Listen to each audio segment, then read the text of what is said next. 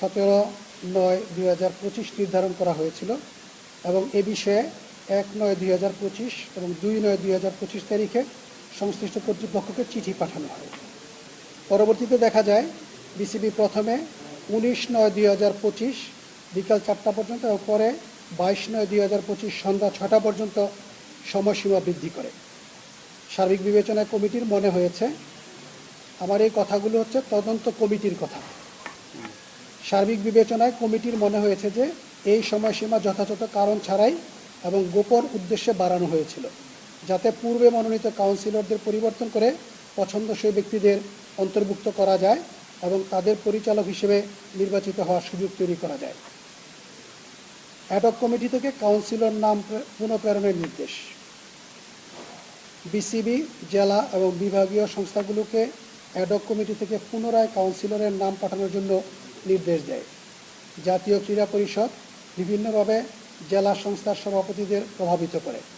এছাড়া তৎকালীন ক্রীড়া উপদেষ্টার এপিএস মিস্টার সাইফুল আলম, নামটা একটু ভুলে যেটা সাইফুল ইসলাম হবে, সাইফুল ইসলাম সংশ্লিষ্ট ব্যক্তিদের প্রভাবিত করেন, যা বগুড়ার তৎকালীন জেলা প্রশাসক মিসেস হোসনা আফরুজা এবং চট্টগ্রামের তৎকালীন জেলা প্রশাসক মিসেস ফরিদা খানমের সাক্ষ্যে নিশ্চিত হয়।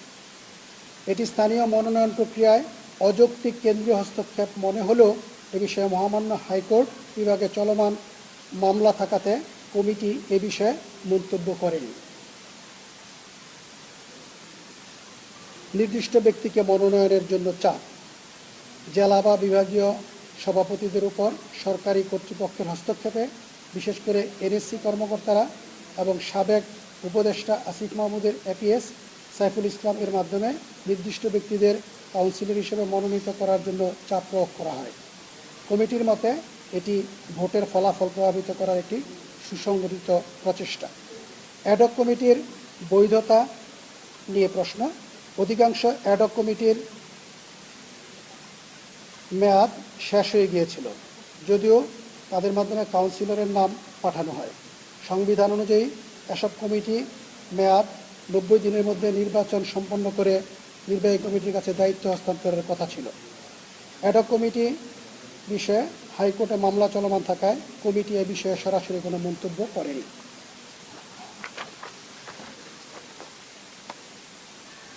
চূড়ান্ত ভোটার তালিকা প্রকাশ। নির্ধারিত সময়ে চূড়ান্ত ভোটার তালিকা প্রকাশ করা হয়নি এবং একাধিক সংস্করণ প্রকাশ করা হয়।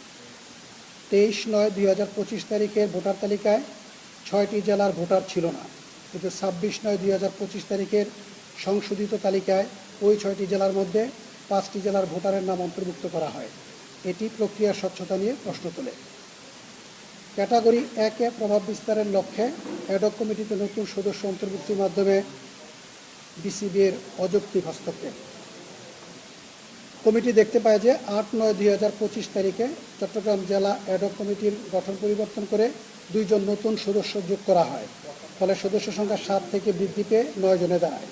একই দিনে চট্টগ্রাম বিভাগীয় অ্যাডহক কমিটিতেও 4 জন নতুন সদস্য যুক্ত করা হয়, ফলে সদস্য সংখ্যা 7 থেকে 11 জনে উন্নীত হয়। পরবর্তীতে 11/9/2025 তারিখে রংপুর বিভাগীয় অ্যাডহক কমিটি 11 সদস্য নিয়ে অনুমোদিত হয়। জেলা ক্রীড়া সংস্থার সংবিধানের প্রাসঙ্গিক বিধান অনুযায়ী অ্যাডহক কমিটির সদস্য সংখ্যা 7 জন হওয়ার কথা। অতএব কমিটির মতে আসন্ন বিসিবি নির্বাচন প্রক্রিয়ায় প্রভাব বিস্তারের উদ্দেশ্যে সরকার এনএসসি এর মাধ্যমে অ্যাডহক কমিটিতে নতুন সদস্য অন্তর্ভুক্ত করতে প্রভাব খাটিয়েছে, যাতে তাদের কাউন্সিলর হিসেবে অন্তর্ভুক্ত করা যায় এবং তাদের পছন্দের প্রার্থীদের পক্ষে ভোট দিতে পারে। সাবেক ক্রীড়া উপদেষ্টা মিস্টার আসিফ মাহমুদ সজীব ভুঁইয়ার হস্তক্ষেপ। একাধিক সাক্ষাৎকারের ভিত্তিতে কমিটি দেখতে পায় যে সাবেক ক্রীড়া উপদেষ্টা নির্বাচন প্রক্রিয়ায় অযৌক্তিকভাবে হস্তক্ষেপ করেছেন। তিনি ব্যক্তিগতভাবে এবং তার এপিএস সাইফুল ইসলামের মাধ্যমে অ্যাডহক কমিটির সদস্য পরিবর্তন তার পছন্দের প্রার্থীদের পক্ষে ভোট দিতে প্রভাবিত করেছেন। কমিটির মতে এই হস্তক্ষেপ নির্বাচনের স্বাধীনতা ক্ষুণ্ণ করেছে। তবে দুঃখজনকভাবে তাদের প্রকৃত অবস্থান ব্যাখ্যা করার জন্য তারা কেউই সাক্ষাৎকারে উপস্থিত হননি এবং তাদের বিরুদ্ধে উত্থাপিত অভিযোগের বিষয়ে কোনো বক্তব্য প্রদান করেননি। ক্রীড়া উপদেষ্টার সহায়তায় ই-ভোটে নির্বাচন কারচুপি। কমিটি দেখতে পায় যে বিসিবি সভাপতি, সাবেক ক্রীড়া উপদেষ্টা এবং তার এপিএস সাইফুল ইসলামের সহায়তায় সমন্বিতভাবে ভোটিং প্রক্রিয়া নিয়ন্ত্রণ ও কারচুপির সঙ্গে জড়িত ছিলেন। কমিটি আরও লক্ষ্য করে যে সাক্ষাৎকারে অংশগ্রহণকারী অধিকাংশ কাউন্সিলররা মতামত দেন যে ভোটিং পদ্ধতিতে পূর্বপরিকল্পিতভাবে তৈরি করা হয়েছিল। নির্দিষ্ট স্থান থেকে গোপনীয়তা ব্যতীত ভোট প্রদান। কমিটি দেখতে পায় যে নির্দিষ্ট স্থান থেকে ভোট প্রদান করা হয়েছে এবং এতে ভোটের গোপনীয়তা রাখা হয়নি, যা মৌলিক গণতান্ত্রিক নীতি এবং বিসিবি সংবিধানের পরিপন্থী।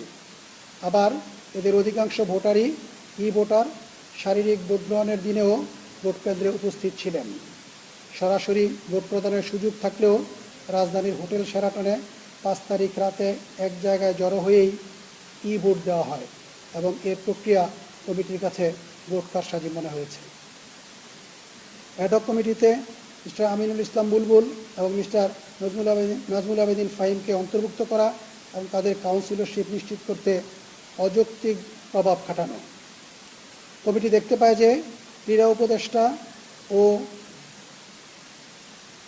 এনএসসি কর্মকর্তাদের সহায়তায় 8 সেপ্টেম্বর 2025 তারিখে ঢাকা বিভাগ এবং ঢাকা জেলার অ্যাডহক কমিটিতে মিস্টার আমিনুল ইসলাম বুলবুল এবং মিস্টার নাজমুল আবেদিন ফাহিমকে অন্তর্ভুক্ত করা হয়, যাতে তারা কাউন্সিলর পদ নিশ্চিত করতে পারেন এবং পরবর্তীতে বিসিবি পরিচালক পদে নির্বাচিত হতে পারেন।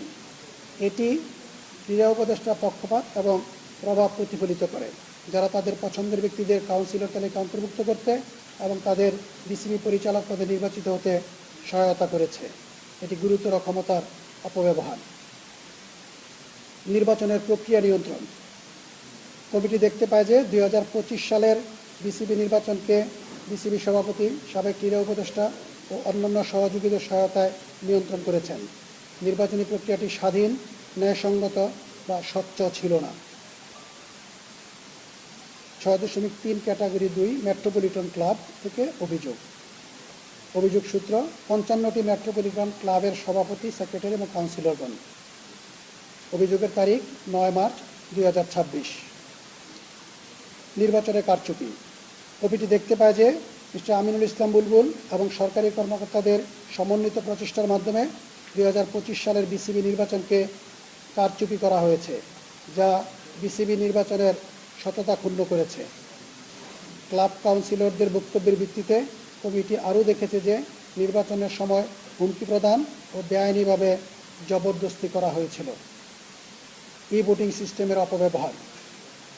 কমিটি দেখতে পায় যে কাউন্সিলরদের ভোটিং সিস্টেমের মাধ্যমে ভোট দিতে প্রভাবিত করা হয়েছিল এবং তাদের হোটেল শেরাটন বনানীতে এসে ভোট দিতে উৎসাহিত করা হয়েছিল, যেখানে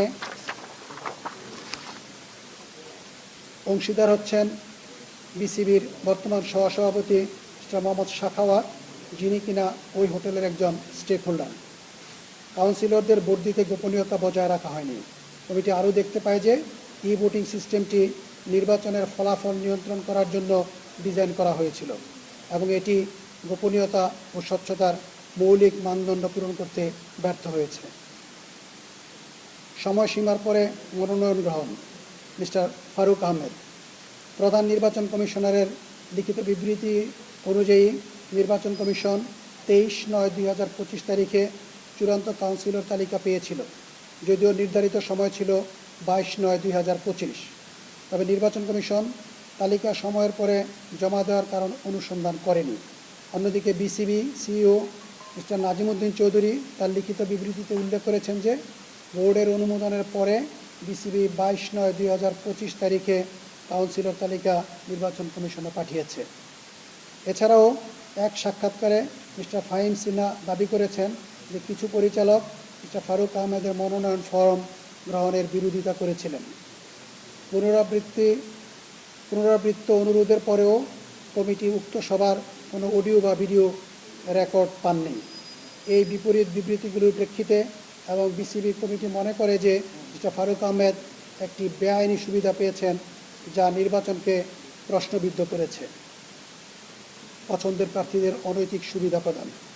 কমিটি দেখতে পায় যে তখনকার স্পোর্টস অ্যাডভাইজারের অপছন্দের প্রার্থীদের নির্বাচনের বিভিন্ন ধাপে অনৈতিক সুবিধা দেওয়া হয়েছে, যার মধ্যে রয়েছে সময়সীমার পরে মনোনয়ন গ্রহণ, ভোটার তালিকার আগাম প্রবেশাধিকার, বেআইনি প্রচারণার সহায়তা ইত্যাদি।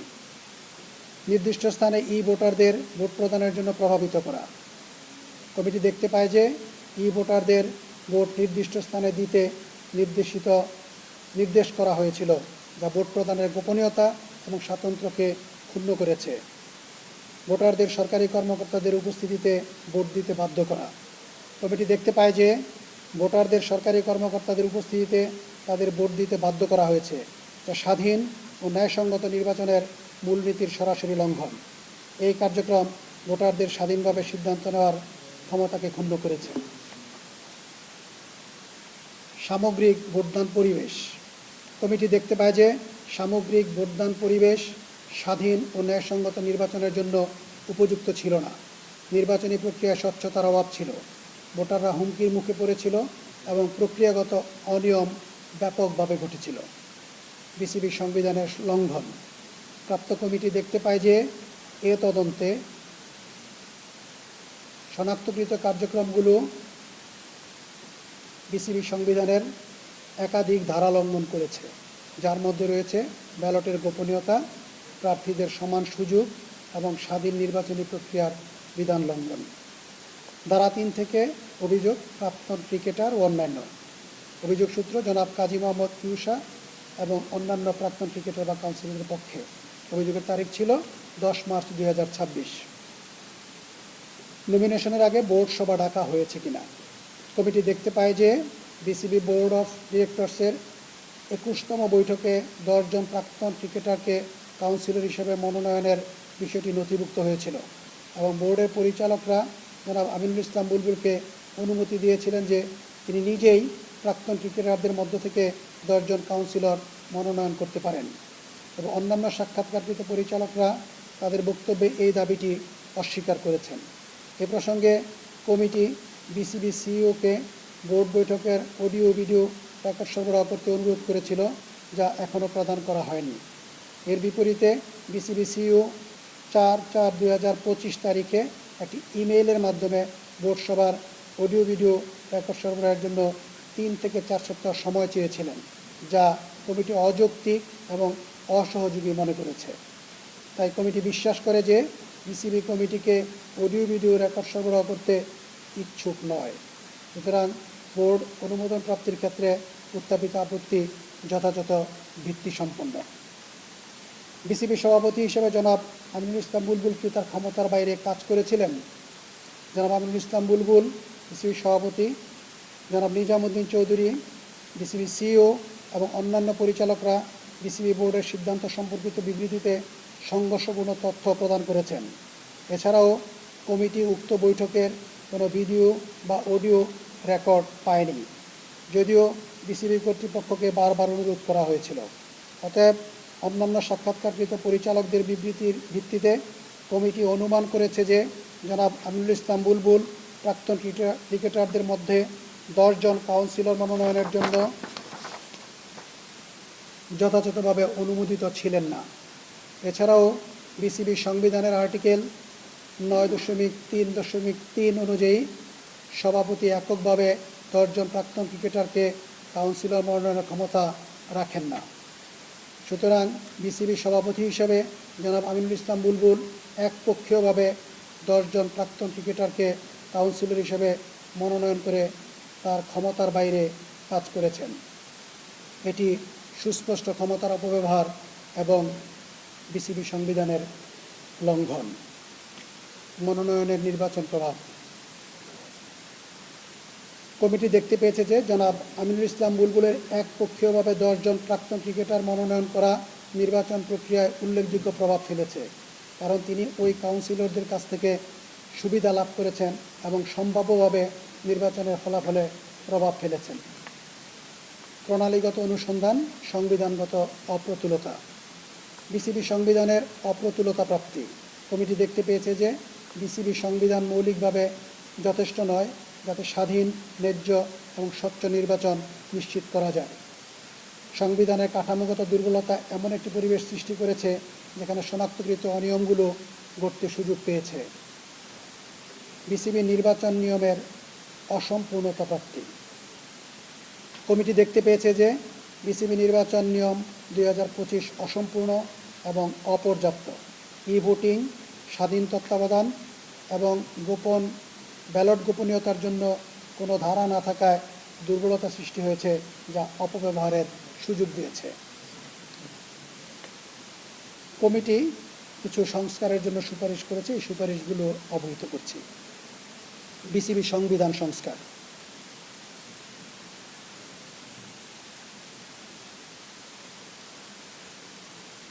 নির্বাহী এবং নির্বাচনী কার্যাবলী স্পষ্টভাবে পৃথক করা উচিত, যাতে ক্ষমতার কেন্দ্রীকরণ ও স্বার্থের সংঘাত এড়ানো যায়।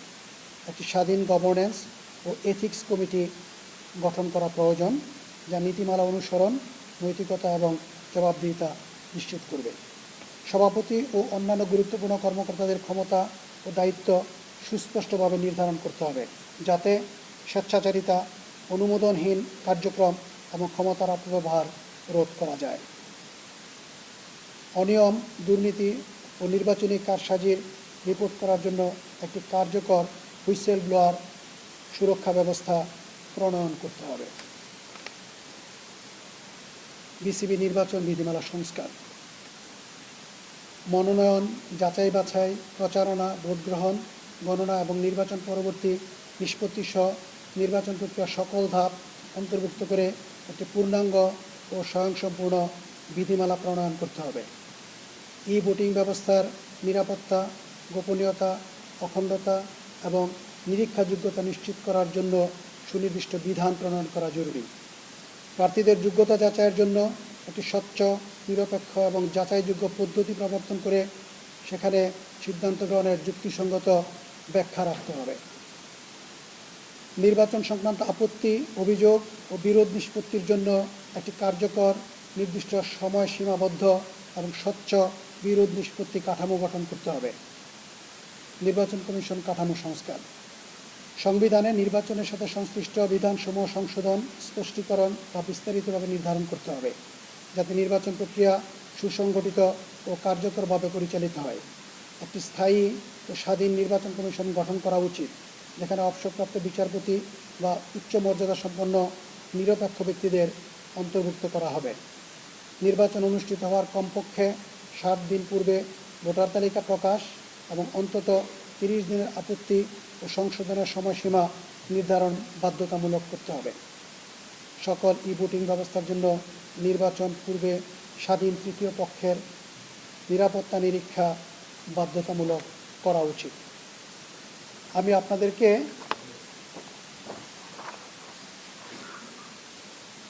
যুব ক্রীড়া মন্ত্রণালয় এবং এনএসসি কর্তৃক গঠিত তদন্ত কমিটির যে ফাইন্ডিংসগুলো ছিল সেগুলো অবহিত করলাম। আপনারা এতটুকু উপলব্ধি করতে পেরেছেন যে 2025 সালের বিসিবির নির্বাচনটিতে কমিটি অনেকগুলো অনিয়ম পর্যবেক্ষণ করেছেন এবং অনিয়মের বিষয়ে স্পষ্টভাবে উল্লেখ করেছেন। আপনারা জানেন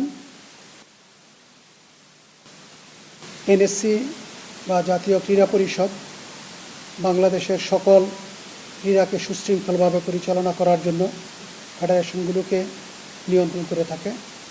জাতীয় ক্রীড়া সংস্থাসমূহ এনএসসি দ্বারা নিয়ন্ত্রিত এবং পরিচালিত হয়ে থাকে এবং যদি সেখানে কোনো অনিয়ম দেখা যায় সেক্ষেত্রে এনএসসি বিভিন্ন রকমের পদক্ষেপ গ্রহণ করতে পারে। 2018 সালের জাতীয় ক্রীড়া পরিষদ আইনের ধারা 21-এ জাতীয় ক্রীড়া পরিষদকে ক্ষমতা দেওয়া হয়েছে অ্যাডহক কমিটি নিয়োগ বা ইত্যাদির। আপাতত বলবৎ অন্য কোনো আইন, চুক্তি বা আইনি দলিলে যাহা কিছুই থাকুক না কেন, পরিষদ, জাতীয় ক্রীড়া সংস্থা বা তফসিলে উল্লিখিত ক্রীড়া সংস্থার নির্বাহী কমিটি বা যে নামে অভিহিত হোক না কেন যথাযথভাবে দায়িত্ব পালন করিতেছে না বা সংস্থার স্বার্থের পরিপন্থী কার্যক্রম পরিচালনা করিতেছে মর্মে পরিষদের নিকট প্রতীয়মান হইলে উক্ত নির্বাহী কমিটি ভাঙিয়া দিতে পারিবে এবং প্রয়োজনে একটি অ্যাডহক কমিটি নিয়োগ করিতে পারিবে। জাতীয় ক্রীড়া পরিষদ গঠিত কমিটির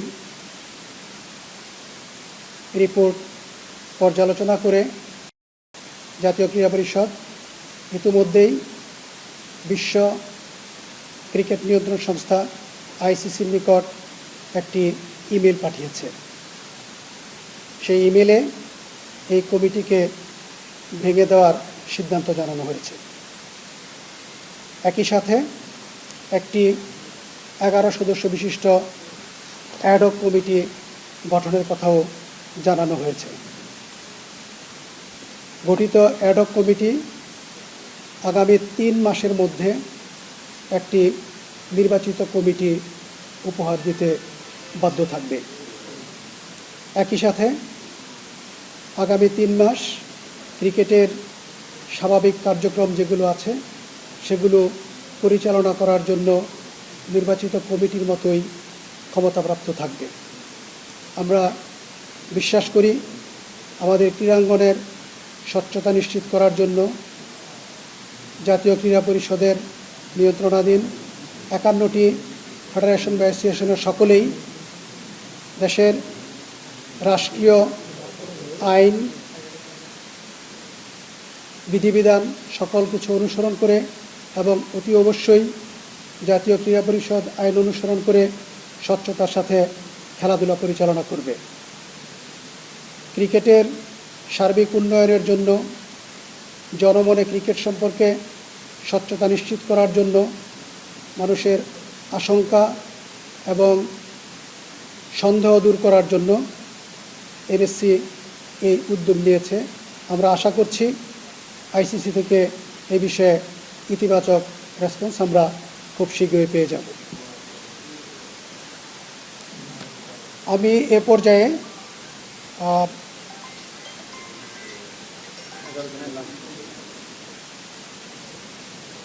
আপনারা নিশ্চয়ই গঠিত অ্যাডহক কমিটির নাম শোনার জন্য আগ্রহী আছেন।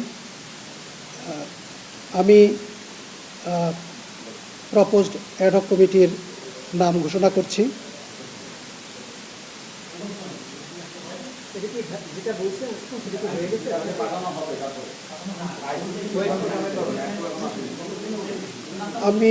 আমি ঘোষণাটা শেষ করি। আমার মনে হয় একটু লম্বা সময় নিয়েই পুরোপুরি প্রতিবেদন যাচাই বাছাই করে পর্যবেক্ষণ করে এই রিপোর্টটি তৈরি করে আপনাদেরকে পড়ে শোনানো হয়েছে। অনেক প্রশ্নের উত্তর হয়তো আপনারা অটোমেটিক্যালি পেয়ে যাবেন। সেজন্য আমি কমিটি বিষয়ে যেটা বলছি, আমরা আইসিসির নিকট জাতীয় ক্রীড়া পরিষদের যে দায়িত্ব সেই দায়িত্বের অংশ হিসেবে আইসিসিকে আমরা অবহিত করেছি যে এই কমিটি যেটা বলবৎ আছে সেটি যথাযথ প্রক্রিয়ায় যেহেতু গঠিত হয়নি এবং যথাযথ প্রক্রিয়ায় কার্য সম্পন্ন করতে পারছে না, সেহেতু এই কমিটি ভেঙে দেওয়ার সিদ্ধান্ত আইসিসিকে জানানো হয়েছে। বাংলাদেশ ক্রিকেটের জন্য বা বাংলাদেশের যে কোনো খেলার জন্য সরকার এবং সরকারের পক্ষে এনএসসি গুরুত্বপূর্ণ দায়িত্ব পালন করে। সুতরাং বিসিবির বিষয়ে আমরা আশাবাদী এবং আমরা মনে করি অবশ্যই আইসিসি এই সিদ্ধান্তকে সমুন্নত রাখবে।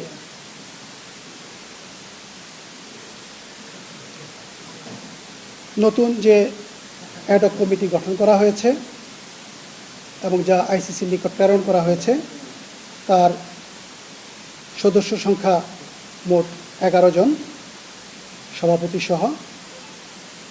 আমি সভাপতির নামটি সবশেষে বলি। আমি এবং লেডিস ফার্স্ট প্রথম নারী সদস্যের নামটি উচ্চারণ করতে চাই। তিনি হচ্ছেন রাসনা ইমাম। রাসনা ইমাম।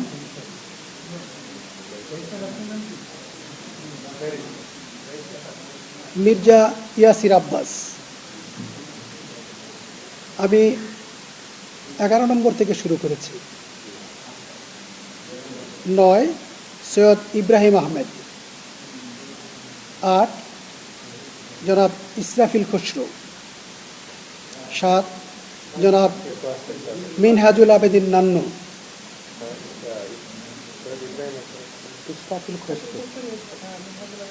6 নম্বর সদস্য হিসেবে আছেন আথার আলী খান। কমিটিতে 5 নম্বর সদস্য হিসেবে আছেন তানজিল চৌধুরী, 4 সালমান ইস্পাহানি, 3 রফিকুল ইসলাম বাবু, 2 জনাব ফাহিম সিনহা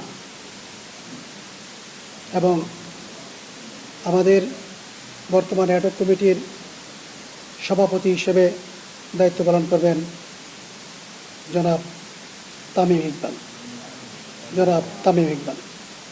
আপনাদের সবাইকে ধৈর্য ধরে আমার কথা শোনার জন্য ধন্যবাদ জানাচ্ছি, কৃতজ্ঞতা জানাচ্ছি। আমি এবার নামগুলো সিরিয়ালি পড়ি। সভাপতি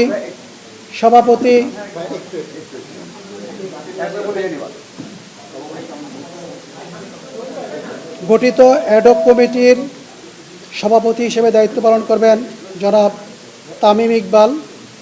সদস্য হিসেবে থাকবেন জনাব ফাহিম সিনহা, জনাব রফিকুল ইসলাম বাবু, জনাব সালমান ইস্পাহানি, জনাব তানজিল চৌধুরী, জনাব আথার আলী খান, জনাব মিনহাজুল আবেদিন নান্নু, জনাব ইসরাফিল খসরু, জনাব সৈয়দ ইব্রাহিম আহমেদ, জনাব মির্জা ইয়াসির আব্বাস এবং জনাবা রাসনা ইমাম।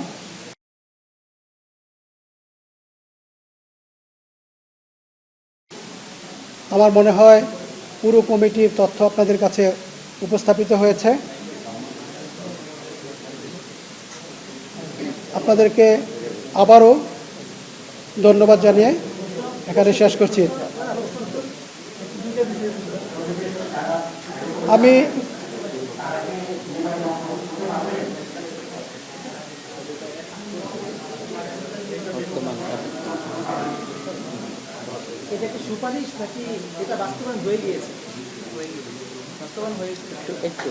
এটাকে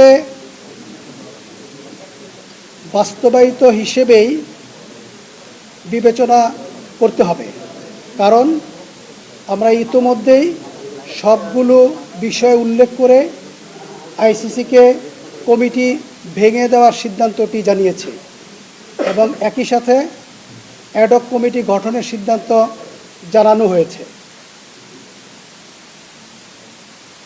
আমরা বিশ্বাস করি আইসিসি নিশ্চিতভাবেই যে সকল অনিয়মের কারণে কমিটি ভেঙে দেওয়া হয়েছে এবং যে জন্য নতুন কমিটি গঠন করা হয়েছে তাতে একমত আছে। আপনাদের সকলকে ধন্যবাদ। আমার মনে হয় এরপরে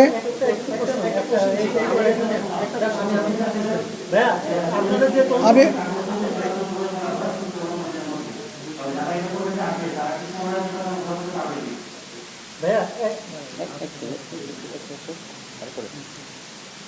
আপনারা অ্যাডহক কমিটি গঠনের বিষয়ে বিস্তারিত জানেন। স্পষ্টভাবে বলা হয়েছে অ্যাডহক কমিটি একটি নতুন নির্বাচিত কমিটির কাছে দায়িত্ব অর্পণ করবে এবং আপনারা এটাও দেখেছেন অনেকগুলো সুপারিশ এসেছে। আগামী 3 মাসের মধ্যে ওই সুপারিশগুলোকে যতদূর সম্ভব বিবেচনায় নিয়ে নির্বাচিত কমিটি উপহার দেওয়া হবে। সেই কমিটির যিনি চিফ, তিনি যখন কথা বলছেন তিনি বলেছেন যে কাউকে অভিযুক্ত করা হয়নি। আপনারা এখানে যে রিপোর্টটা দিয়েছেন, হ্যাঁ, আপনাদের যে তদন্ত কমিটি ওনার যে প্রধান উনি বলেছিলেন যে কাউকে আলাদা করে অভিযুক্ত করা হয়নি। আপনি এখন যে রিপোর্টটা পড়লেন সেখানে সাবেক ক্রিয়া উপদেষ্টা এবং তার যিনি ব্যক্তিগত সহকারী ছিলেন এই দুজনকে অভিযুক্ত করা হয়েছে এবং আমিনুল ইসলামের বিরুদ্ধেও কনস্টিটিউশন লঙ্ঘনের একটা অভিযোগ আনা হয়েছে, কিন্তু এটাকে আপনার কথাটার সঙ্গে কন্ট্রাডিক্ট করে কিনা? এবং আরেকটা জিনিস একটু এটার সঙ্গে অ্যাড করি, আপনি যে ক্যাটাগরি ওয়ানের কথাটা বলেছেন সেটা আপনি বলছেন যে এটা একটা সাবজুডিস ম্যাটার এবং ইয়াতেও এটা বলা হচ্ছে আর কি, মানে তদন্ত কমিটির সুপারিশে একটা সাবজুডিস ম্যাটারে মানে অলরেডি ডিসিশন হয়ে গেছে, এটা কেন? ধন্যবাদ। আমি আপনাদেরকে খুব স্পষ্টভাবে উল্লেখ করেছি, গঠিত কমিটি কম্পিটেন্ট অথরিটি কর্তৃক পর্যালোচনা করা হয়েছে এবং পর্যালোচনার পরেই এই সিদ্ধান্তটি এসেছে। এবং আমি এটাও উল্লেখ করেছি, জাতীয় ক্রীড়া পরিষদ আইনের 21 ধারা অনুযায়ী এই পদক্ষেপটির কথা বলা হয়েছে। আমার মনে হয় এরপরে এখানে অস্পষ্টতা নেই। আপনাদেরকে ধন্যবাদ জানাচ্ছি।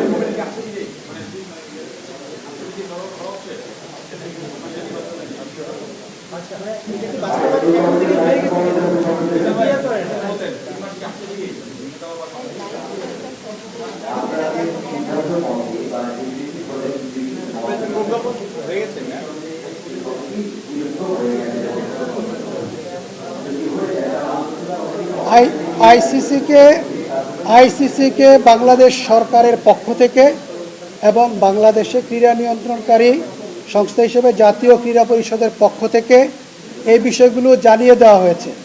আমার মনে হয় অনেক বিষয় ইমপ্লাইড থাকে, আমাদেরকে এটা বুঝে নিতে হবে। আপনাদেরকে ধন্যবাদ। আমরা এখানেই শেষ করছি। না না,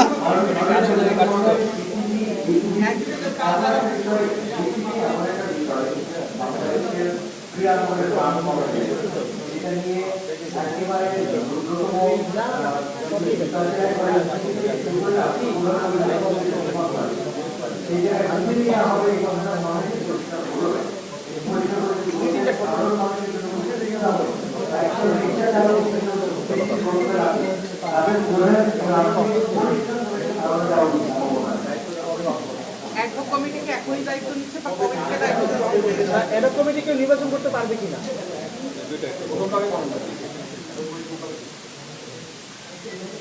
অ্যাডহক কমিটি আইসিসিকে অবহিত করার সাথে সাথেই দায়িত্বপ্রাপ্ত হয়েছে।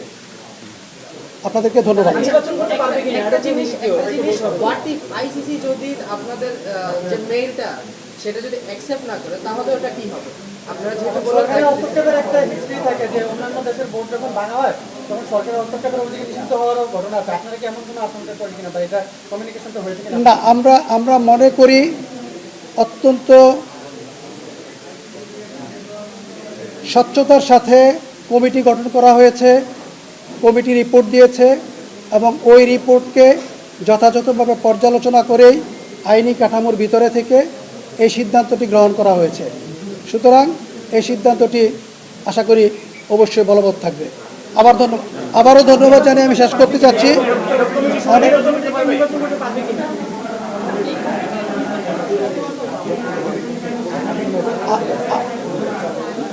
ধন্যবাদ জানাচ্ছি। আপাতত এই নিউজটুকু থাকুক। নতুন কমিটি গঠন করা হয়েছে। আমরা